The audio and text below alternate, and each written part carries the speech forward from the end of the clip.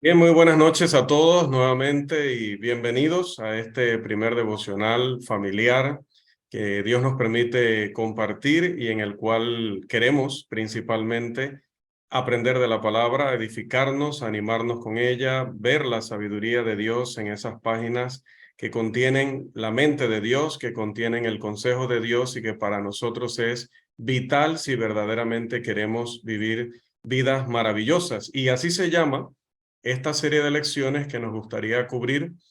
unas, Queremos ser una familia maravillosa porque Dios en la palabra deja los suficientes consejos, guías, estatutos, preceptos, mandamientos que nos ayudan a hacerlo, nos ayudan a ser una familia maravillosa. A mí me parece que ya lo somos, pero que podemos aprender aún más, podemos poner en práctica cosas que transformarían nuestras vidas como esposos, esposas, padres, hijos, hijas, hermanos, hermanas, abuelas, abuelos, porque aquí vamos a abarcar en esta serie de lecciones todas y cada una de las personas que conforman la familia, el papel que cada uno debería tener claro para hacer y que esto es lo que puede traer verdaderamente gozo, felicidad, realización, si nosotros cumplimos con la voluntad de Dios. Sin embargo, también debemos decir, amada familia, que no necesariamente el hecho de que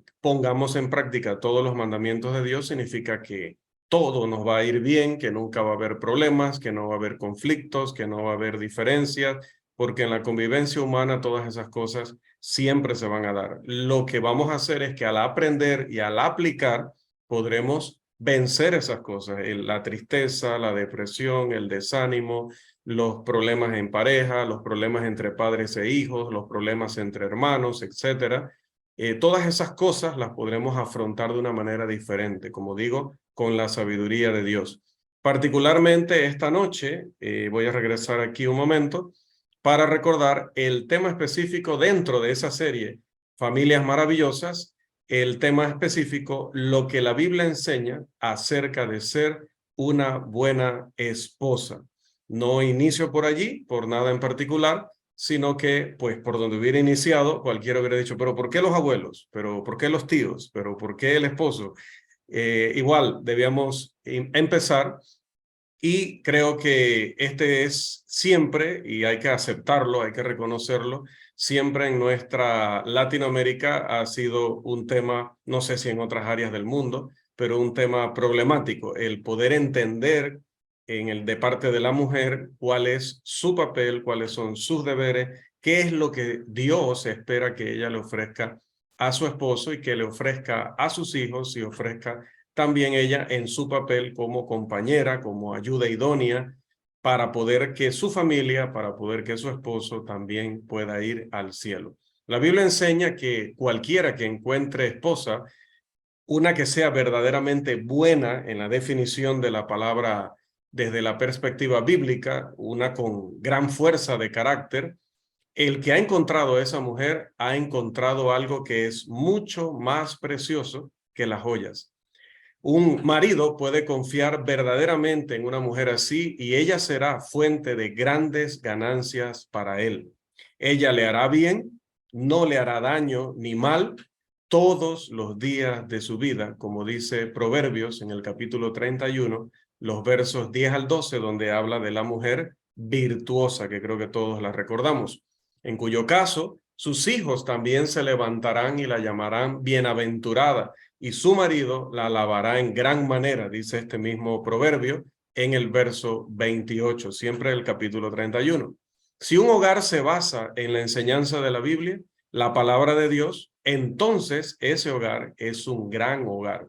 Si una casa no tiene su fundamento en la enseñanza de la Biblia, entonces no importa las muchas cosas buenas que se pueda decir acerca de ese hogar, no será o no puede ser un hogar ideal, que es lo que queremos.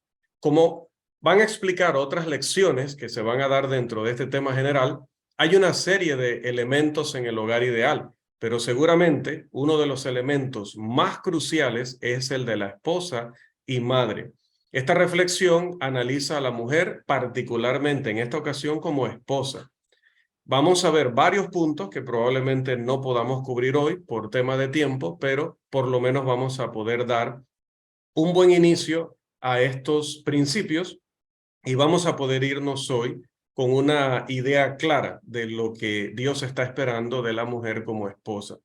¿Qué enseña la Biblia acerca de una esposa, pero no solo una esposa, una buena esposa? Es decir, la esposa verdaderamente ideal ante los ojos de Dios. Primero, ella debe creer y amar a Dios con todo su ser, su corazón, su alma, su mente y sus fuerzas, tal como enseña la Escritura en varios pasajes, sobre todo allá en Mateo capítulo 22, en los versículos 37 al 40, Dios dice cómo debe ser la vida de alguien verdaderamente piadoso, de alguien que quiere cumplir con la voluntad de Dios, que quiere estar a la altura de las expectativas de Dios. Entonces, por eso decimos primero, ella debe creer en Dios y ella debe amar a Dios. Estos pasajes como Deuteronomio 6:5, Deuteronomio 13:3, Salmo 145, verso 20, Hebreos 11:6, Mateo 22, 37 al 40, que ya lo mencionábamos, todos recalcan esta gran realidad. La mujer ideal debe creer, en primer lugar, debe creer en Dios y amar a Dios.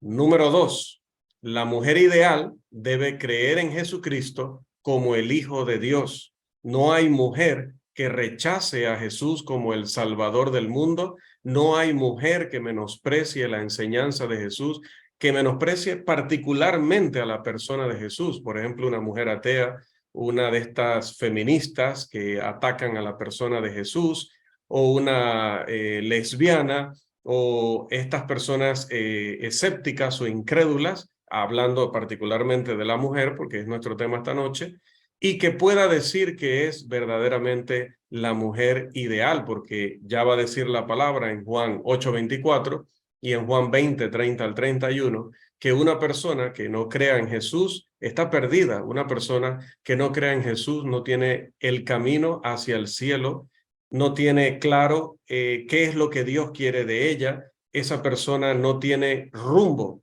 Su espíritu, su alma, que es lo más importante, no su cuerpo físico, su alma no tiene un buen destino porque iría a condenación. Entonces, ¿cómo podría ser ella la mujer ideal? Así que en segundo lugar, ella debe creer que Jesucristo, segundo lugar, debe creer que Jesucristo es el Hijo de Dios.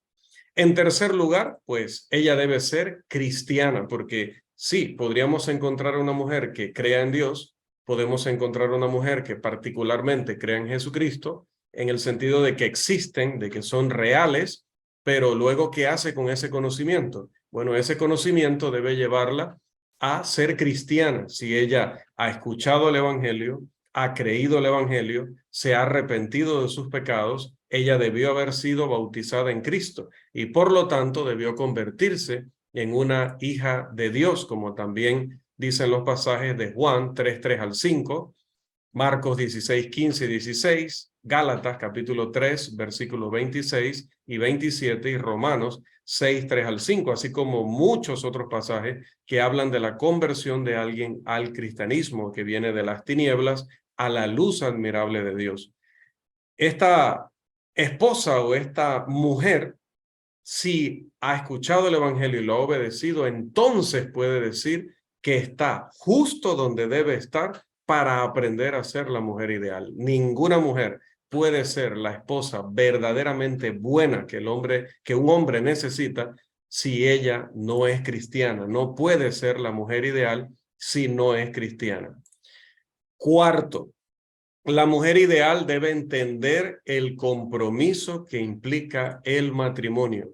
La mujer ideal debe entender el compromiso, debe ser consciente de que Dios espera, idealmente, porque es que esto no se da siempre, ni siquiera dentro de la iglesia del Señor, pero es lo que Dios espera, es lo que Dios quiere, es el plan de Dios, que ella sea consciente de que cada matrimonio debe durar hasta que la muerte los separe, hasta que ella o su esposo vivan. Romanos capítulo 7, versículos 1 al 3, lo dice así, que la mujer que abandona a su marido y se une a otro varón en vida de aquel marido, pues va a ser llamada adúltera. La única manera de que ella quede libre de ese compromiso es que su esposo muera. Pero también nuestro Señor Jesús, y voy a colocarlo aquí en pantalla, en Mateo capítulo 19, en los versículos 4 al 6, dice, el Señor dice, nuestro Maestro, ¿no habéis leído que el que los hizo al principio, varón y hembra los hizo? Y dijo, por esto el hombre dejará padre y madre y se unirá a su mujer, y los dos serán una sola carne. Así que no son ya más dos, sino una sola carne. Por tanto, lo que Dios juntó, no lo separe el hombre. Para nuestro Señor, para Dios, es ilógico, es irracional, es inaceptable hablar de separación o hablar de divorcio, como lo veremos más adelante, quizá no en esta lección, pero en alguna otra. Es pecado separarse del esposo o la esposa por cualquier motivo. Es pecado. Además, es pecado divorciarse del esposo o la esposa por cualquier motivo, excepto un motivo del que habla Mateo 19:9, que es el tema de la infidelidad conyugal. Jesús aclaró que la fornicación por parte de nuestra pareja, su infidelidad, es el único motivo por el cual alguien puede divorciarse de su pareja sin pecar delante de Dios, en este caso la esposa, ¿no? Y poder también tener la libertad de entonces casarse con otro.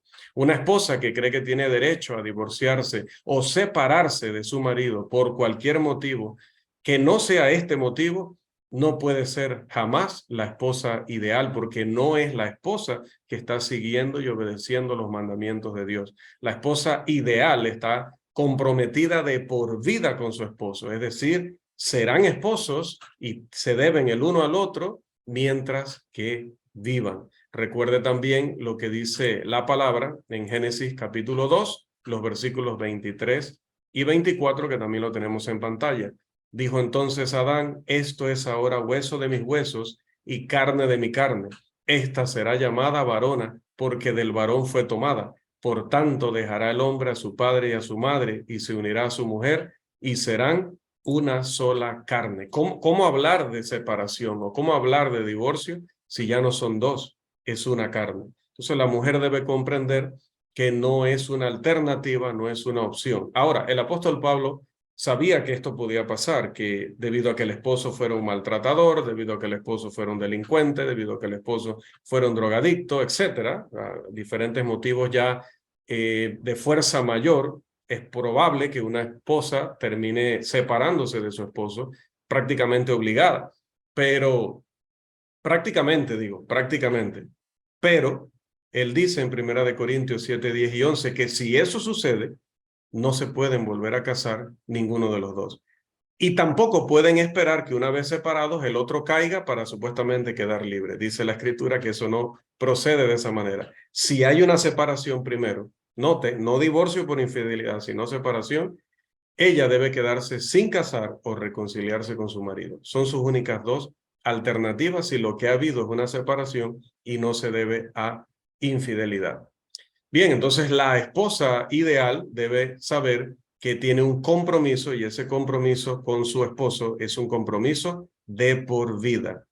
Quinto, la esposa ideal es alguien que comparte, como los cristianos deberían, las alegrías de la vida.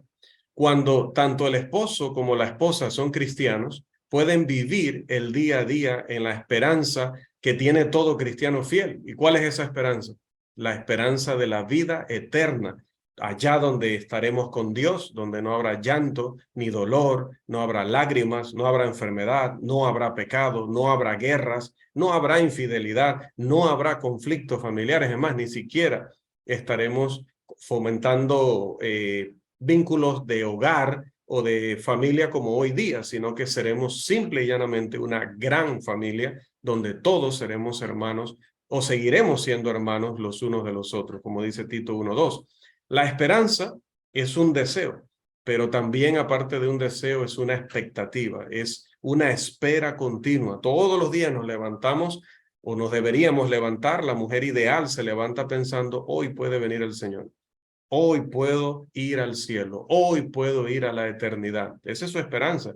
Entonces, esto significa que ella no solamente quiere sinceramente ir al cielo, sino que espera ir allí cuando esta vida haya terminado. Lo anhela, lo medita, lo reflexiona, lo sueña día tras día y noche. Qué maravilloso tesoro es para su marido una mujer que vive en la esperanza cristiana, porque si tú estás esperando ir al cielo, estás esperando ir a ser feliz para siempre, tienes otra actitud, tienes otra mentalidad, tienes otro comportamiento en esta vida. Viviendo así, ella puede ayudar a su marido a vivir también en esa misma esperanza. En esta conexión, vive su día a día con una libertad de preocupaciones extremas. Todos nos podemos preocupar si un familiar se accidenta, como se accidentó nuestro hermano Misael y su esposa. Claro que su mamá debió preocuparse, sus hermanos debieron preocuparse, pero no una preocupación extrema que nos lleve a enfermarnos, que nos lleve a caer en una crisis, que nos lleve a llorar como si no tuviéramos esperanza como los demás. Una mujer que tiene esperanza de ir al cielo, que está en las manos de Dios, vive libre de preocupación extrema, de ansiedad, de miedo, vive con una alegría que dice el apóstol Pablo que sobrepasa todo entendimiento. Para esto, lea conmigo el texto que tenemos en pantalla, Filipenses, capítulo 4, los versículos 4 al 7. Este pasaje dice, regocijaos en el Señor siempre. Otra vez digo, regocijaos. Vuestra gentileza sea conocida de todos los hombres. El Señor está cerca. Por nada estéis afanosos, sino sean conocidas vuestras peticiones delante de Dios en toda oración y ruego con acción de gracias. Y la paz de Dios, que sobrepasa todo entendimiento, guardará vuestros corazones y vuestros pensamientos en Cristo Jesús. Entonces, la mujer ideal es alguien que comparte, como los cristianos deberían, las alegrías de la vida porque vive con la expectativa de ir al cielo. Mis amadas hermanas, sobre todo las que están en esta posición de esposa, si tu esposo incrédulo te ve derrumbarte, te ve desesperarte, te ve derribada, destruida, desarmada, como alguien que no tiene un Padre Celestial Todopoderoso, que no tiene a un ser que lo ve todo, lo sabe todo y lo puede todo, que tiene un amor infinito por ti, que incluso va a sacarte de esta vida y de este mundo para llevarte a mansiones eternas donde solo existe la perfección, no va a creer nunca en el Evangelio. No va a creer nunca en lo que le prediquemos, porque va a decir, ellos pueden decir y decir que creen y que Dios es todopoderoso y que Dios lo puede todo y que todo está en las manos de Dios, pero cuando vienen las pruebas, cuando vienen las situaciones, la veo derribarse como cualquier atea, como cualquier incrédula, como alguien que no tiene a Dios. Por eso es importante que Él vea en ti una mujer con esperanza, una mujer que dice, esto es difícil, pero lo pongo en las manos de Dios. Esto es imposible, pero Dios le gusta resolver lo imposible. Confío en mi Dios y esposo mío, sabes, yo sé que Dios me ayudará, como como dice el canto que dirigió nuestro hermano José. Así que vamos a quedar por esta noche allí. Todavía quedan otros puntos que describen a la mujer ideal según el modelo de Dios, pero quedan entonces para la próxima semana. Que el Señor les bendiga en gran manera, amada familia.